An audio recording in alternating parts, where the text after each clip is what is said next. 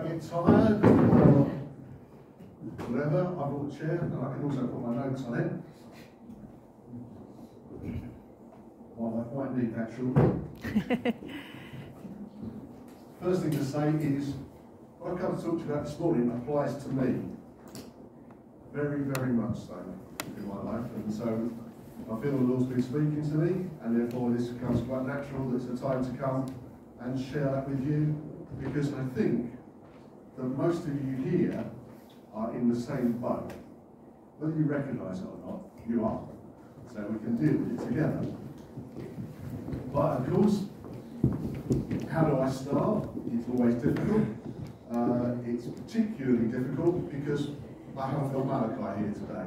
And he is the person who gives you the incentive to answer the quizzes, doesn't he? Yeah. So I thought to myself, what I've got to do is make the quiz simple. So I thought I could do it on the prophets of the Old Testament, but then I thought perhaps not. So I thought, well, we'll just do it on the disciples because we all know who they are. And then I thought, you probably need a little bit more help than that. So I thought, I'll do this pictures because, well, most people can do pictures, can't they? We hope. And then I thought you need a bit of a get that going. So the first question is a multi-choice answer. So that you've got no excuse now. And you want to tell Malachi, when he comes back next week, we did it, we cracked it, we didn't need you. Oh. So we're going to start with first one, name that disciple, and the first disciple's name is going to be, or choice of names. Do you want the next slide? Yes, please. Right, so who could that be? In modern dress. He could be Peter, that's one option. He could be John, James, and there's a fourth one. Andrew, you're now disqualified, don't give me one. Right, second one.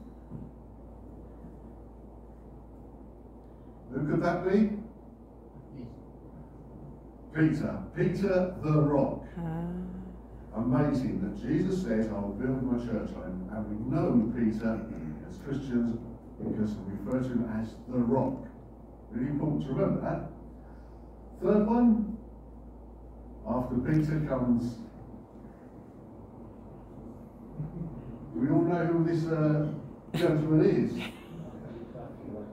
Yeah, so what does he mean that he comes as an equivalent apostle, if there is that such a conclusion?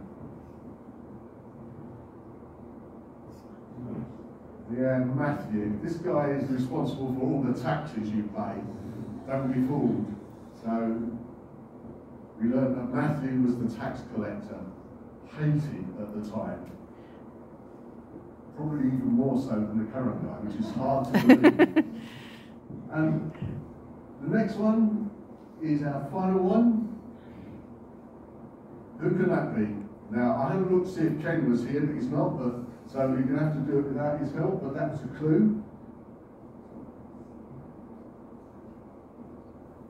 You can't answer because you've read the notes. Well, you can have either. You're going to just wonder who this is going to be. I did give you a clue earlier. I said that Ken wasn't here. For all of those that of a certain age, and most of us are of a certain age, we remember a certain guy called Ken Dodd. I won't say what we remember him for, but what he used to talk about. I think Stuart's not awake yet. With Addison's here, I'd say to give him a nudge. Thomas. Thomas. Now, why is it Thomas? It's because he's a diddy mouse. See, I just thought I had to get that in, you see. That's why he needed Malachi. Okay, now, the key thing when we talk about Thomas is the world uses Thomas today. The world isn't very good at Andrews or Jameses or Johns, but it does do Thomas. And how does it do Thomas? Doubt. You are a doubting Thomas. Now, the problem I want to address today is we can be filled with doubt. Just the same. And it's something we're actually more conscious of it than the world is. The world sometimes feels it's very certain of itself. At a time when the Ukraine war is going on, when food is short, when oil prices are still going up, we should have doubts. But what does the Bible? First of all, this is where Louise gets the chance to read, because doubting Thomas comes in the Bible. It's not fictitious, and it comes in this reading.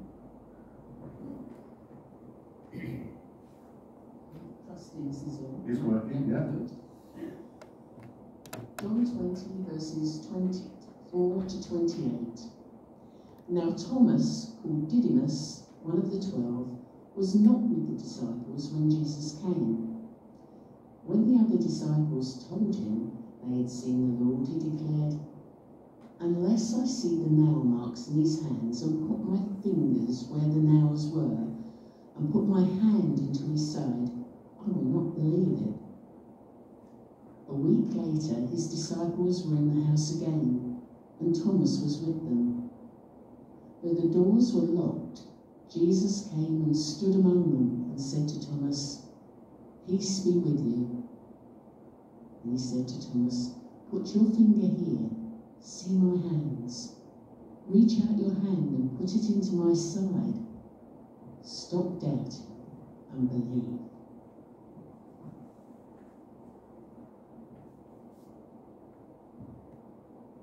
The Bible is very clear.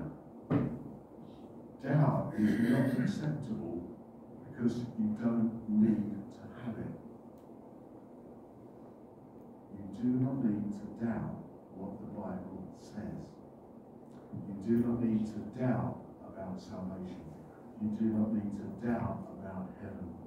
You do not need to doubt the biblical word. And I say that because the biblical word is Genesis to Revelation, and it's questioned all the time. And the more biblical believer you want to be, the more questions can sometimes be there, because we don't always understand everything that's there. It doesn't mean we need to doubt. It means we need to find out more.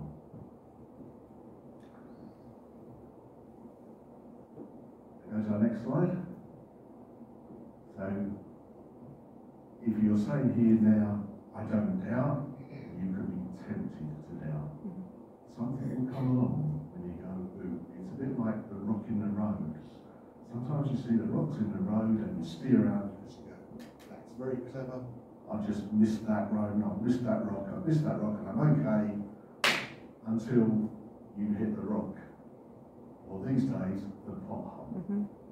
Now, you all understood that, didn't you? Okay, so next slide.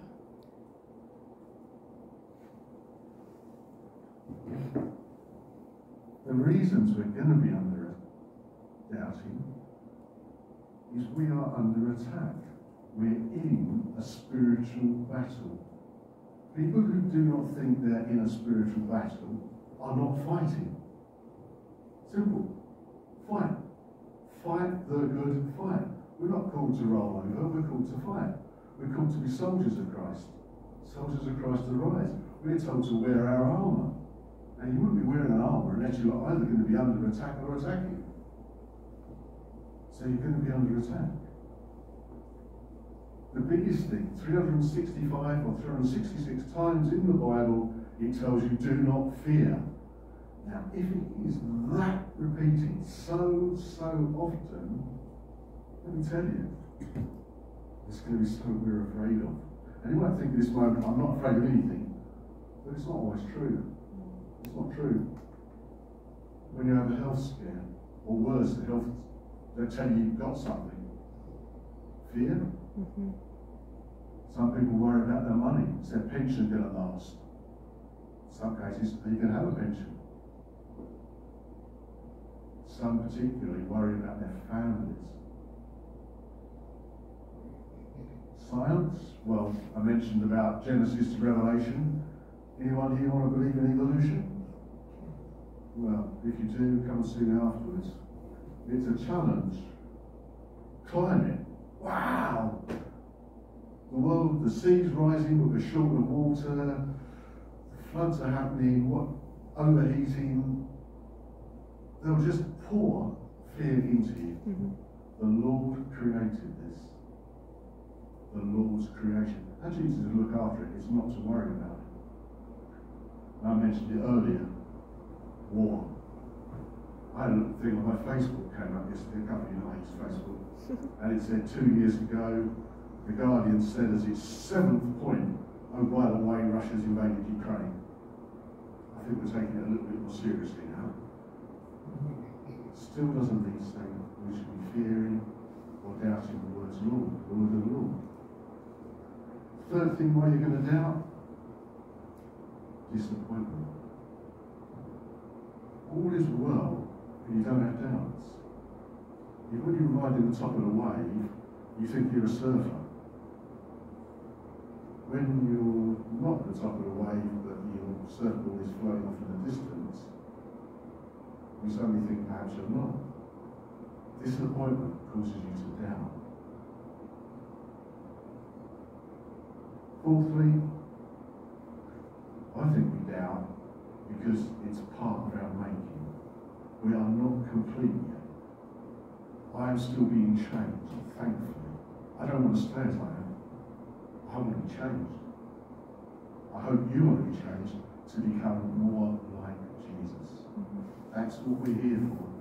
We're here in training so that we change from this, I'm going to say, a lump of rock into something wonderfully created that's chiseled out as one of these Greek figures.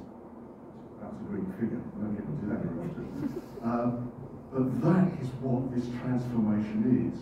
This is what this life is about. It's about making us so that we are like our Lord. I'm not there yet. Next slide. Why we do not accept doubt. Because it's dead easy to say, shouldn't we all be afraid of war? And shouldn't we all be afraid of the climate? And shouldn't we all be... But by the time you take all of that on, you're going to be on the floor. And that's not our place. Unless you're leading for the Lord. That is not our place. James 1:6. I'll read it. But when you ask, you must believe and not doubt. Because the one who doubts is like a wave of the sea, blown and tossed by the wind. This is critical. When you pray, believe it. The lesson is a child that asks for a sweet believes the parent can get the sweet and can give it to the child. That's why the child asks. If the child doesn't think he's going to get it from the parent, it doesn't ask. I always love my little dog examples. It's exactly the same with our dog. He knows when there's a treat in the offing. And he is there. Instant. And the moment he's had his treat, and he knows there are no treats left,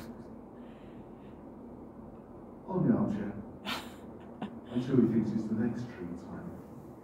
But you see, it's about knowing who the provider is. Ask with certainty. Don't doubt. The next slide.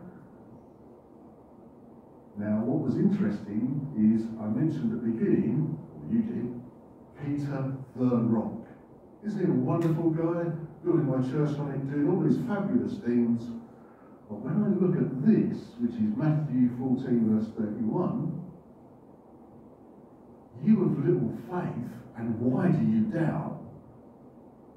This is Jesus speaking to Peter, the rock I'm building my church on.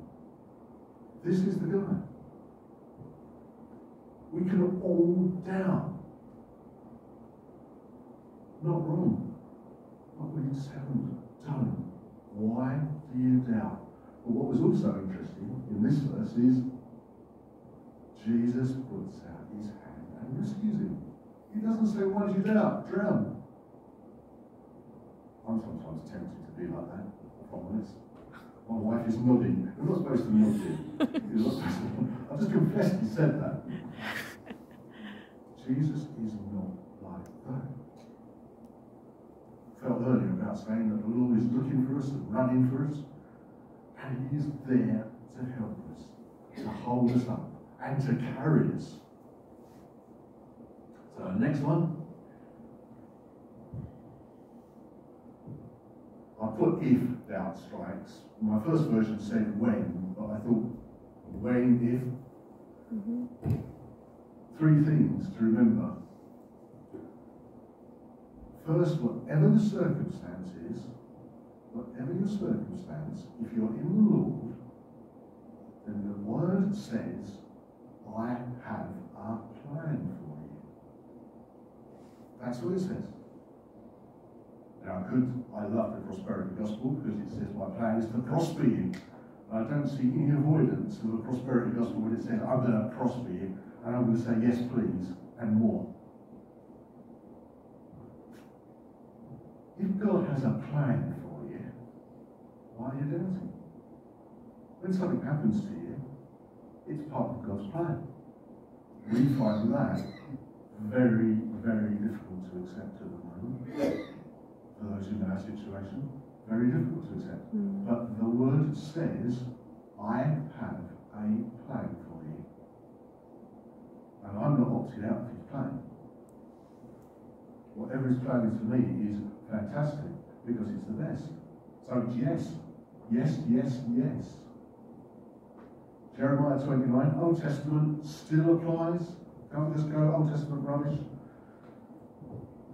For I know the plans I have for you. This isn't about the country or whatever else or your neighbour. God has a plan for you. Ask Him what His plan is for you. My plan is to prosper you, one of my favourite words, and not to harm you. When you think you're under attack, His plan is not to harm you. Plans to give you hope and a future. Our future's heaven. Oh, don't doubt it. Live with these verses.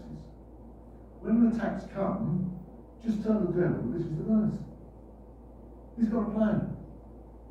The devil cannot affect God's plan.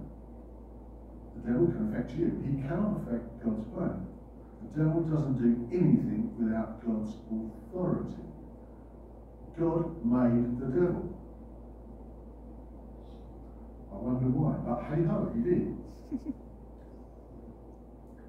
Second point, when doubt strikes, is God is our refuge. Refuge is specifically Psalm 91 verse 2, a place of safety. A place of safety. Now, I've just said you have your armour and you should fight and should be ready. And there are times, frankly, when we don't feel like that. We just want to curl up and think, gosh. Well, the great news is God is our refuge as well. When our dog has a bit of a problem, like my dog thinks, what does he do? Does he go in the chair and moan? No, he doesn't. He comes and sees his dad. I haven't got the trousers I usually sits on, but he comes and sits and he's there. He's come for his place of safety. The dog has enough sense to know where the place of safety is. So why don't we? God is our refuge and strength, a very present help. Not remote, present help.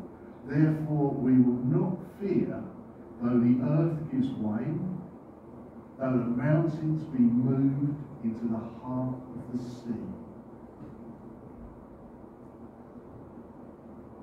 Climate worries? He's in control.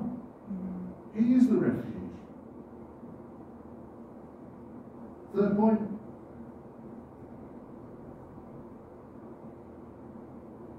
The important thing is, He is in control, not you.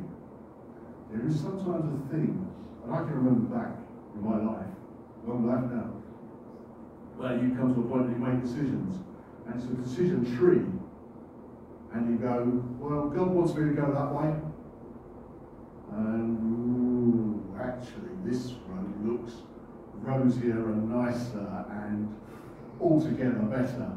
And I'm not sure where that path goes to, but this one has got all these benefits that I can see.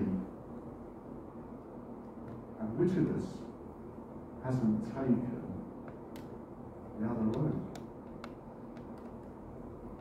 I certainly have. Now I know better. Hopefully we can all learn better. The moment you know that God is saying do this, do it. There's a reason. The moment God calls you, obey. Although the moment I call him comes because he knows it's great news. It's a walk, it's a treat, it's a cuddle, it's a fuss, or the postman's here. Why, when God calls us, do we then think, I wonder what he wants? Perhaps there's a better option. Run. Take our dog's example. Run. Want to. He does run, doesn't he? Yeah. There you are, he runs. God is in control. Jesus looked at them and said, with man this is impossible, but with God all things are possible. And again, this is a world that tries to pinhole you and nail you down. This is what you must believe. These are your circumstances. The world will write you off, because that's what it likes to do. No. God is in control of circumstances. We've had, well, I would have said unbelievable examples of when God has done the impossible for me. And I can witness that.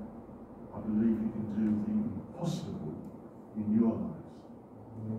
Challenging. We are challenging. Do the impossible. Because you can't. Frankly, sometimes you can't even do the possible if you get older. It's possible to lay a bedroom floor, isn't it, Louise? It's possible for it to take 4 weeks and still not be finished, isn't it, Louise? But God deals with the impossibles. Fantastic news. What fantastic news. I'm tempted to say West Ham can win the cup. I won't. And so we'll move to the next slide. This is my tribute that I like giving to David, because he likes talking about landing. Maybe, is it Tuesday? Yeah. The first thing to say was, Thomas was missing. The others were there when Jesus first came back. In that room when Jesus came, Thomas wasn't there. Now, it doesn't say because Thomas was busy leading a prayer meeting somewhere else, Thomas was busy doing door-to-door knocking to get people, or whatever else he was doing. It didn't matter. It just says he was missing. The challenge in our lives, folks, is how often are we missing? How often are we missing and not getting the blessings? Last week, where's it gone? David was talking about, John was talking about the virgins and not paying attention, not being there for when Jesus comes back. Well, yeah, that's our warning, but it applies to more than that. It applies to in our general life, being there and being ready. It applies to coming to church on a Sunday. I think 2 weeks ago, this time 2 weeks ago, I was in bed. That was terrible, because I was missing church. I want to be here.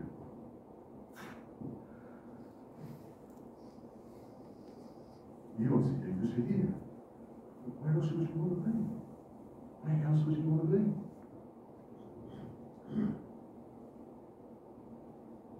When Jesus came back, he spoke to Thomas. He did not say to Thomas, where were you? Track. He answered Thomas's doubt in the most realistic terms possible. And the picture for that for us today is, if you have a doubt, ask Jesus to answer it. Ask Jesus to deal with it. He doesn't go, oh dear, you shouldn't have doubted. That's not what it was about. We saw that earlier. He puts his hand out and draws you up. He draws you up, he speaks to you, and he gives you the evidence to deal with your doubt.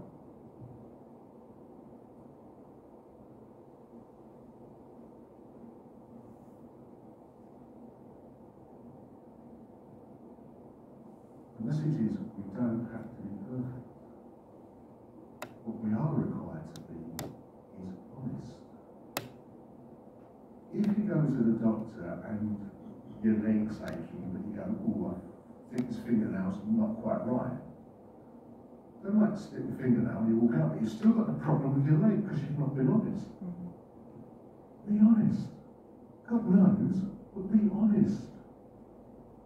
If we were honest with each other, we will have a growing church because it gives us the firm foundation. You don't have to be perfect for Jesus. That's grace.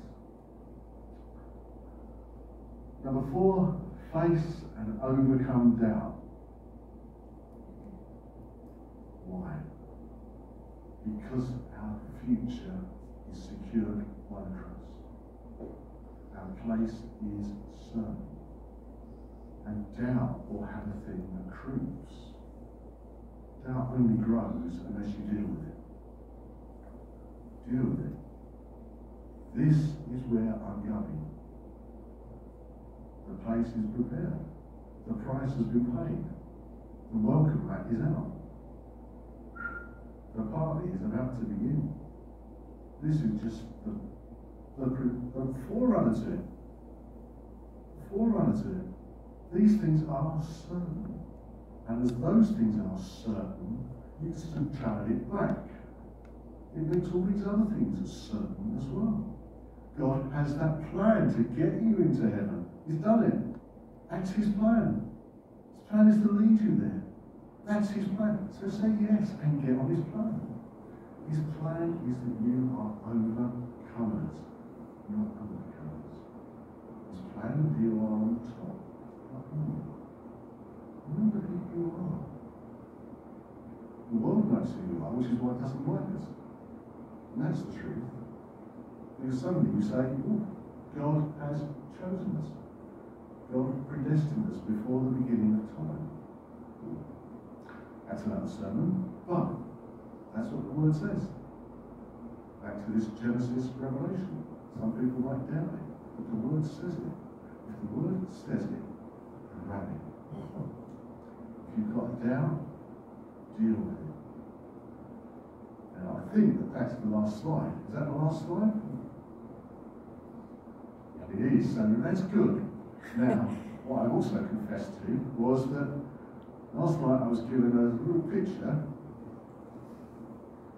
and it was the word doubt, quite big, and next to it was this rubber, and the doubt was being rubbed out by the rubber.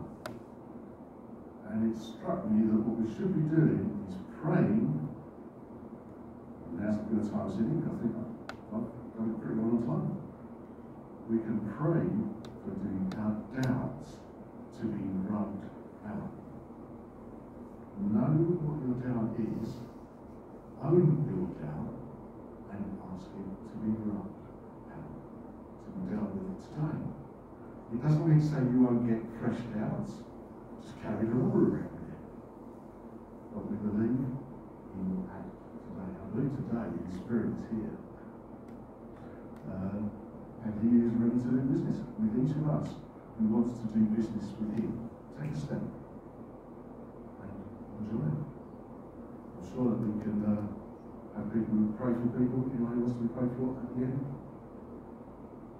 come forward. Thank you. And I think we've got a final song.